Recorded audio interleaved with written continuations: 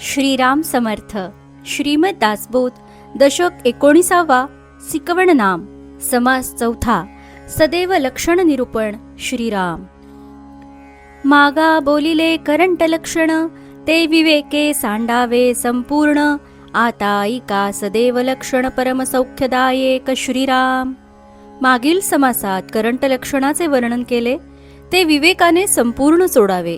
आता परम सौख्यदायक असे भाग्यवान माणसाचे लक्षण सांगतो, ते ऐका. उपजत गुण शरीरी, परोपकारी नाना परी. आवडे सर्वांचे अंतरी, सर्व काळ. श्रीराम. काही माणसांच्या अंगी उपजतच काही गुण असतो, तो अनेक प्रकारे परोपकार करीत असल्याने सर्व काळ सर्वांना अंतःकरणापासून आवडतो. सुंदर अक्षर लेहो जाणे, चपळ शुद्ध वाचू जाणे. अर्थांतर सांगो जाणे, सकळ काही. श्रीराम. सुंदर अक्षर कसे लिहावे हे तो जाणतो, भराभर आणि शुद्ध कसे वाचावे हे त्याला बरोबर कळते. वाचलेल्या मजकुराचा सर्व अर्थ अगदी स्पष्ट करून कसा सांगावा हे त्याला माहीत असते. कोणाचे मनोगत तोडीना, भल्यांची संगती सोडीना. सदैव लक्षण अनुमाना आणून ठेवी. श्रीराम. तो कुणाचेही अंतःकरण दुखवित नाही, चांगल्या माणसांची संगत कधी सोडत नाही. भाग्यवंताच्या लक्षणाची त्याला चांगली कल्पना असते. तो सकळ जनासी व्हावा, जेथे तेथे नित्य नवा. मूर्खपणे अनुमान गोवा, काहीच नाही. श्रीराम. तो सर्व लोकांना हवा हवासा वाटतो, जेथे जेथे तो जातो तेथील लोकांना दरवेळी तो नवाच वाटतो. मूर्खपणामुळे केल्या जाणाऱ्या कल्पनेला त्याच्या ठिकाणी वावच नसतो. नाना उत्तम गुण सत्पात्र, तेची मनुष्य जगमित्र. प्रगट कीर्ती स्वतंत्र, पराधीन नाही. श्रीराम. ज्याच्या ठिकाणी अनेक उत्तम गुण असतात, तोच सत्पात्र माणूस जगमित्र होऊ शकतो. त्याच्या उत्तम गुणांच्या प्रगटीकरणामुळे आपोआपच त्याला कीर्ती मिळते. ती स्वतंत्रपणे सर्वत्र पसरते. तिला दुसऱ्या कशाचा आधार घ्यावा लागत नाही. राखे सकळांचे अंतर, उदंड करी पाठांतर. नेमस्तपणाचा विसर पडणार नाही. श्रीराम. तो सर्वांचे अंतःकरण सांभाळतो, उदंड पाठांतर करतो. नियमितपणाचा त्याला कधी विसर पडत नाही. नम्रपणे पुसो जाणे, नेमस्त अर्थ सांगो जाणे. बोला ऐसे वर्ते जाणे, उत्तम क्रिया. श्रीराम. लोकांना नम्रपणे कसे विचारायचे हे तो जाणतो. ग्रंथाचा निश्चित अर्थ सांगण्याचे कौशल्य त्याच्याजवळ असते.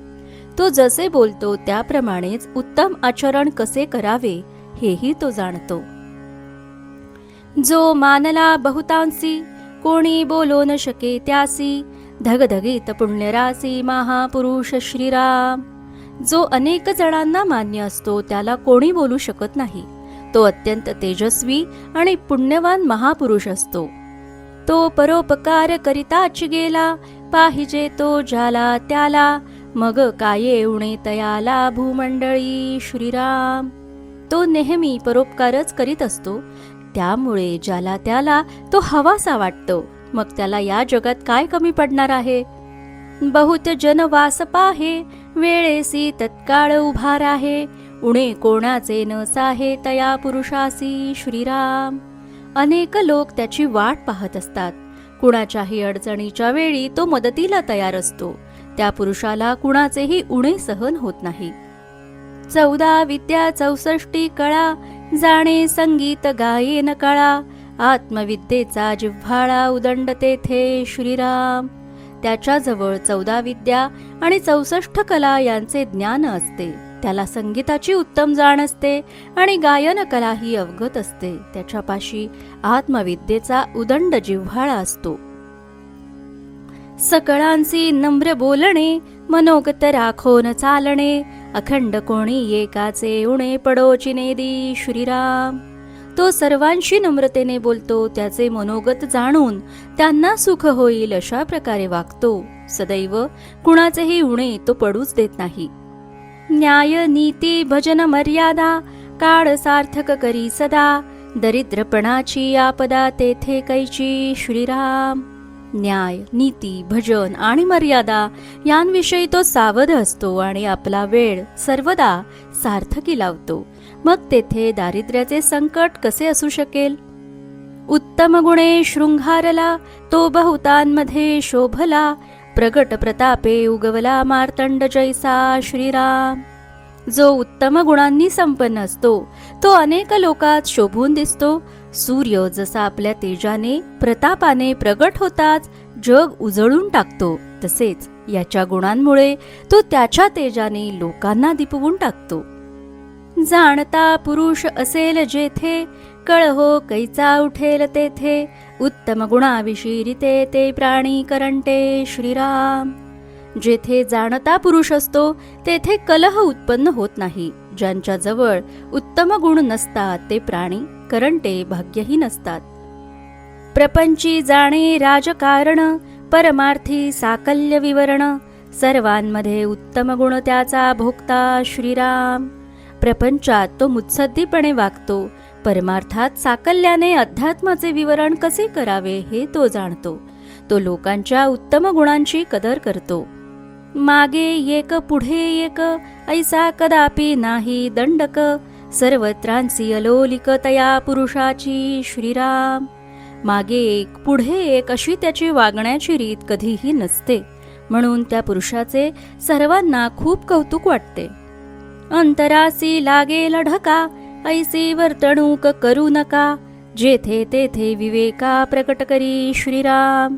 लोकांचे अंतःकरण दुखावले असे वर्तन तो कधीही करत नाही. प्रत्येक ठिकाणी तो अत्यंत विचाराने वागतो. कर्मविधी, उपासना विधी, ज्ञानविधी, वैराग्यविधी, विशाळ ज्ञातृत्वाची बुद्धी चढेल कैसी श्रीराम. कर्म, उपासना, ज्ञान आणि वैराग्य या सर्वातच तो पारंगत असतो. अशी विशाल ज्याची प्रज्ञा आहे त्याची बुद्धी चढेल तरी कशी?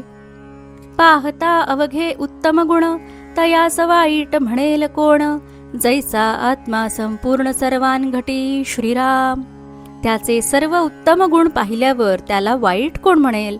जसा आत्मा सर्व प्राणीमात्रांच्या अंतःकरणात संपूर्णपणे वास करतो, तसे तोही आपल्या प्रेमाने सर्वांच्या अंतःकरणात स्थान मिळवतो.